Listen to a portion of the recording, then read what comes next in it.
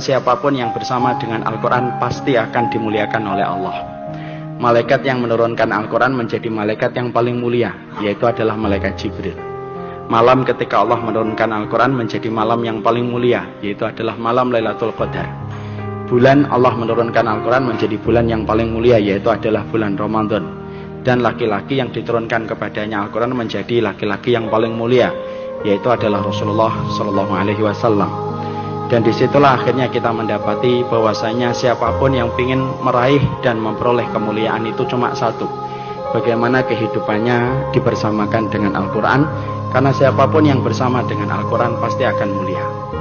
Dan Al-Quran itu merupakan mukjizat terbesar yang Allah turunkan pada kehidupan manusia. Mukjizat ini menenggelamkan mukjizat-mukjizat yang lainnya tanpa menafikan bagaimana keutamaan mukjizat yang lainnya. Mukjizat Al-Quran itu mengalahkan mukjizatnya Nabi Musa dengan tongkatnya yang mampu merubah lautan menjadi daratan. Mukjizat Al-Quran itu mampu mengalahkan mukjizatnya Nabi Sulaiman yang mampu berbicara dengan semua binatang, dan mampu mengalahkan mukjizatnya Nabi Ibrahim yang kebal ketika dibakar. Karena semua mukjizat para nabi dan mukjizat para rasul itu hilang bersama dengan wafatnya mereka. Adapun mukjizat Nabi Muhammad, walaupun dulu saya ketika waktu kecil suka bingung kenapa mukjizatnya Rasulullah itu hanya Al-Quran, tapi ternyata baru saya tahu, ternyata Al-Quran itu bukan hanya mukjizat, tapi mukjizat yang paling besar.